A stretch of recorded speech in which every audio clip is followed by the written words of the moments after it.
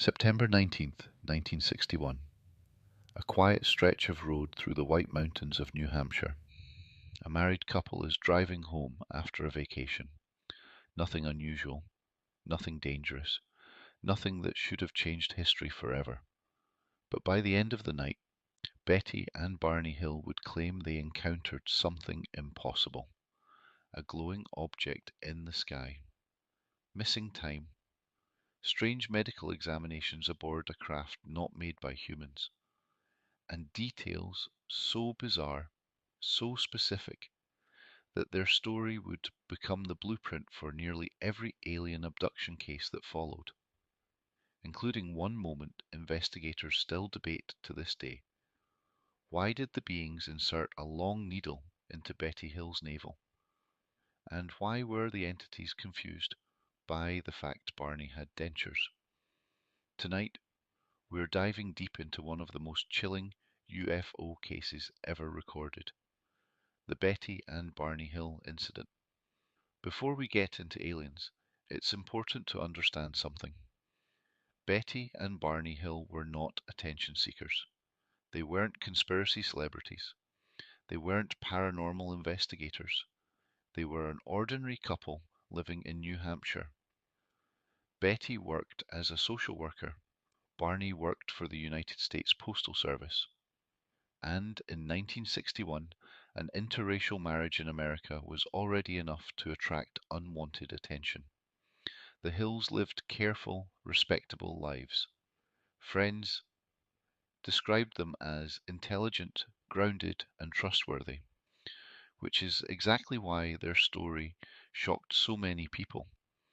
Because when they finally told authorities what happened, they sounded terrified, not excited. The Hills were returning from a short vacation in Canada. It was late. The roads were nearly empty.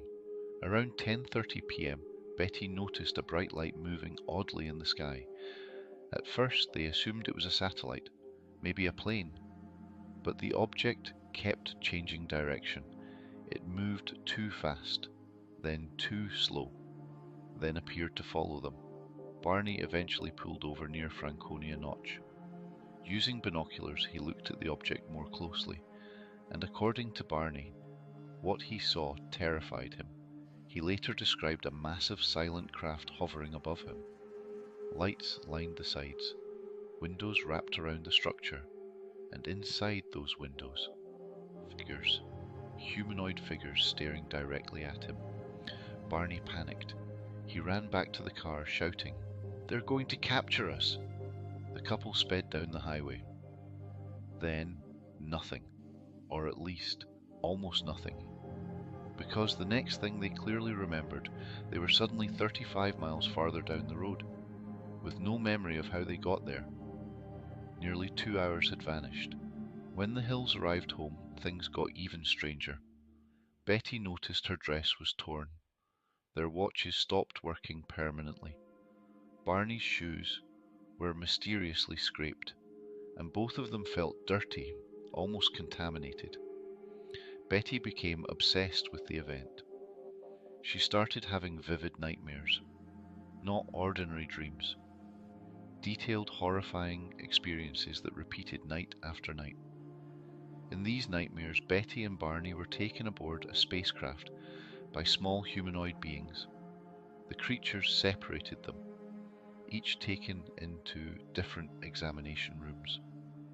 And there, the examinations began. Years later, under hypnosis conducted by psychiatrist Benjamin Simon, the Hills recalled the events in shocking detail. Whether these memories were real, imagined, or psychologically constructed remains debated even today. But what they described would become legendary. According to Betty and Barney, the beings were humanoid, short, large-headed, pale-skinned, with wrap-around eyes. The entities guided the couple through the craft calmly, almost clinically, but they were separated.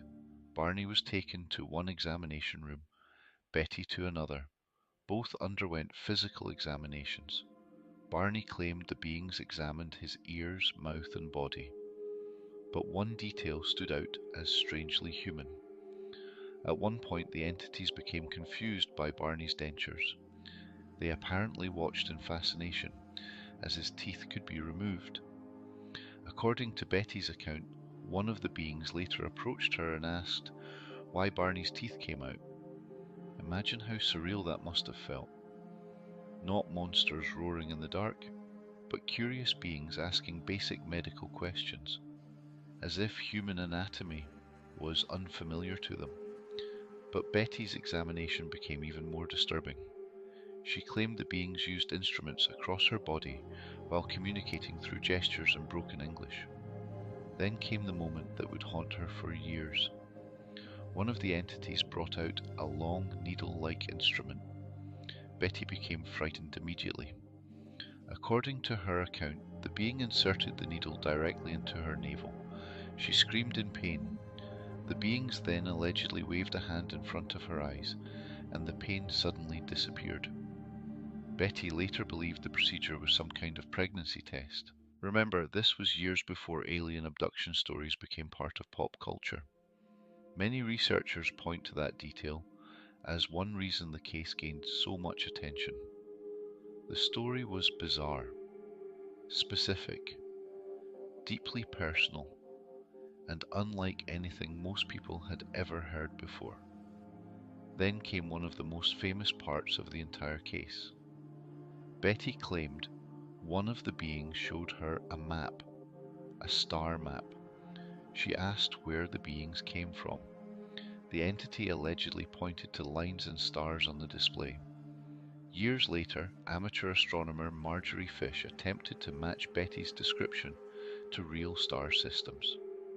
Some believed the map resembled the Zeta Reticuli system, and suddenly the case exploded into mainstream attention. To believers, this was evidence Betty had seen knowledge she could not possibly have known. To skeptics, it was coincidence and pattern matching. The debate still continues today. So what really happened to Betty and Barney Hill? Skeptics argue the story was created through stress, dreams, and hypnosis. Psychologists have pointed out that hypnosis can unintentionally create false memories, especially when a person is already emotionally distressed. Others believe the Hills experienced a genuine UFO encounter, but psychologically filled in the missing pieces afterward. And then there are believers, people convinced the Hills were telling the truth, because of one major factor: consistency. The fear in Barney's voice during hypnosis recordings sounds painfully real, not theatrical, not rehearsed. Real fear, and many details from their account would later appear in thousands of alleged alien abduction stories across the world. Medical examinations, missing time, large-eyed beings, needle procedures, separate examination rooms. The Hills may have unintentionally created the modern alien abduction narrative, or they may have been the first people brave enough to describe it. More than 60 years later, the Betty and Barney Hill case remains one of the most influential UFO stories ever told. No hard evidence has ever conclusively proven their claims, but no explanation has fully erased the mystery either. Two ordinary people left for a simple road trip and came home believing they had encountered something not from this earth. Maybe it was psychological, maybe it was extraterrestrial, maybe it was something we still don't understand. But one thing is certain: after Betty and Barney Hill, the world would never look at the night sky the same way again. So what do you think? Did the Hills experience the first documented alien abduction? Or was it a terrifying combination of fear, dreams, and suggestion? Let me know in the comments below.